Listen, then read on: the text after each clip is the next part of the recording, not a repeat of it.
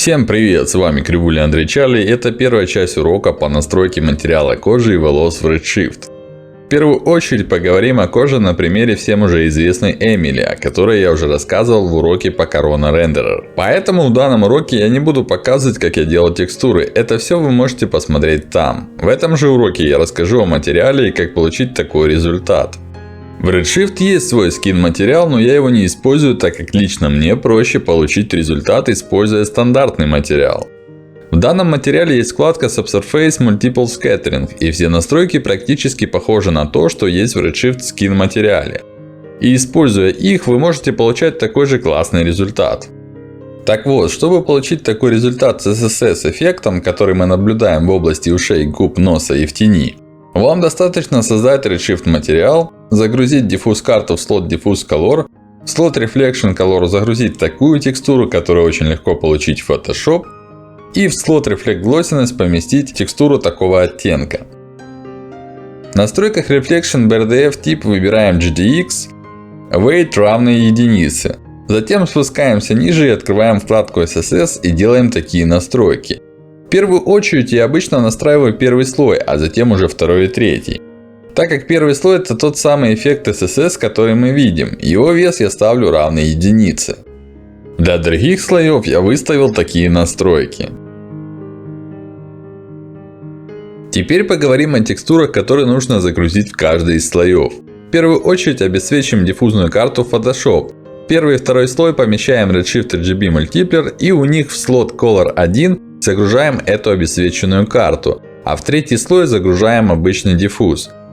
У каждой из карт RGB Multiplier настраиваем такой оттенок.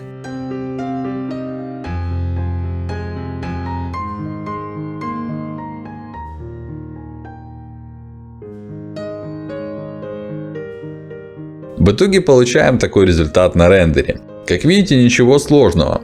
Также, чтобы эффект отражения был интереснее, я в его настройках поставил Anisotropy равный 0,1. Кто-то из подписчиков спрашивал меня об освещении данной сцены. Оно достаточно простое. Положение и настройки источников света выглядят таким образом.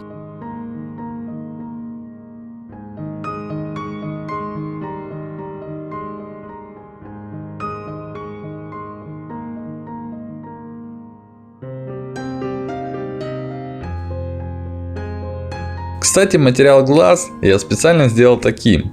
На первый слой я назначил Redshift материал с пресетом глаз, а на второй слой под ним материал с такими настройками.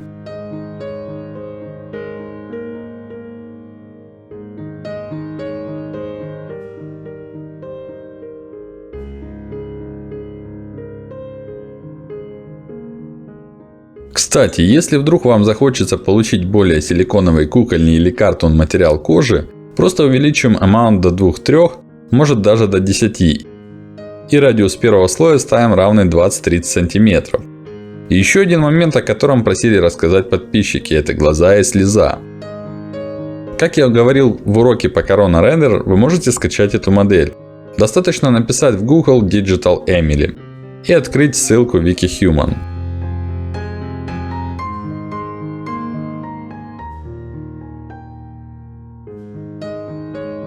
Геометрия склеры и внутренняя часть глаза выглядит таким образом.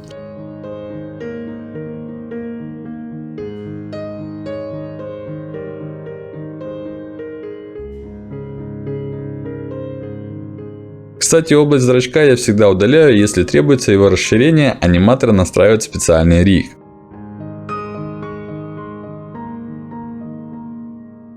Геометрия слезной части тоже выглядит достаточно просто, и на нее назначается тот же материал, что и на склеру. Кстати, в последнее время для большей реалистичности я еще добавляю переднюю камеру глаза. Если вы посмотрите его анатомию, вы поймете, о чем я говорю.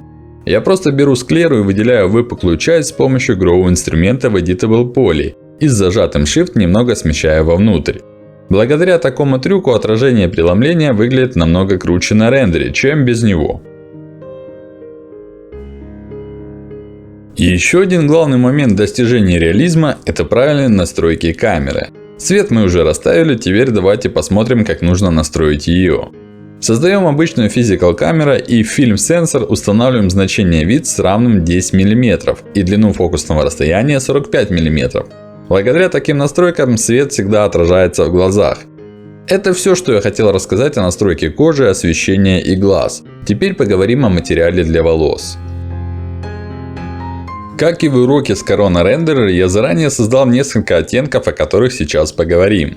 В Redshift, к сожалению, нет настроек меланина, рандом меланина, фиал-меланина и глинт эффекта. Я надеюсь, команда Redshift когда-нибудь доработает этот материал и добавит все эти настройки.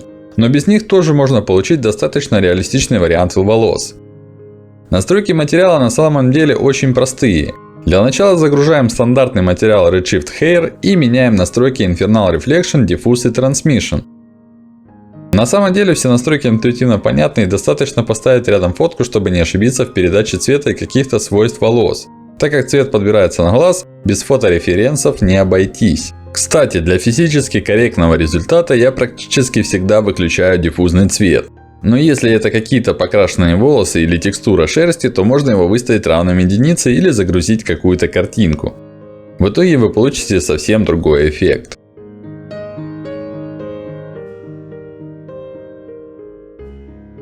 Итак, чтобы получить такой цвет волос, вам нужно для Infernal Reflection, Transmission и Diffuse создать такой оттенок. Затем Diffuse сделаем немного темнее и увеличиваем вес до 0,02.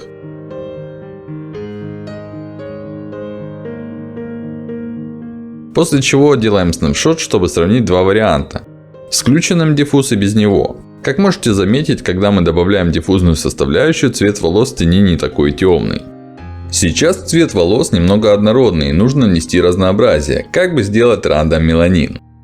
Для этого создаем карту Redshift Hair Random Color и в ее настройки загружаем такой же оттенок, как и для Infernal Reflection.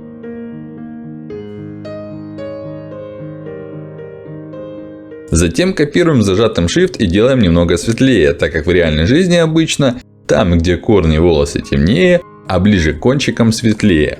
Чтобы смешать две эти карты, создаем стандартный микс и в маск загружаем ноду Redshift Hair Position.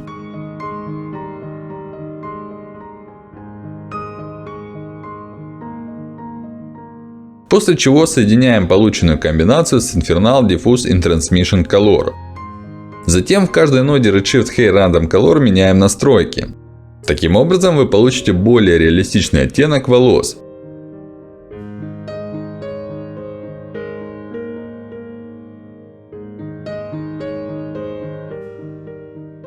Давайте сделаем снапшот и сравним два варианта.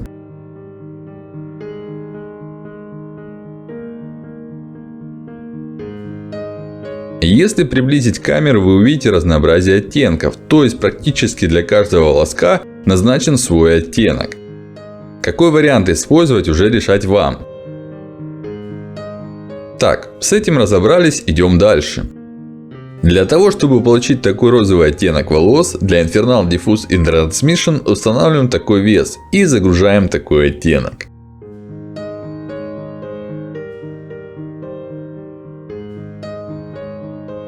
Опять же, при желании вы можете внести разнообразие с помощью Redshift Random Color.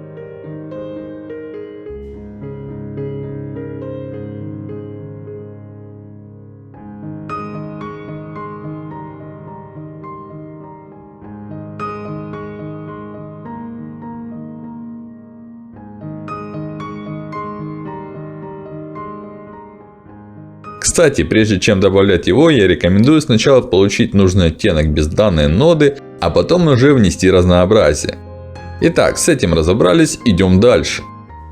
С вами был Кривуля Андрей Чарли. Нажимайте палец вверх, если вам понравилось данное видео. Подписывайтесь на канал, чтобы не пропустить новые выпуски. А также включите колокольчик рядом с подпиской для уведомлений. И конечно же делитесь данным выпуском через кнопку поделиться.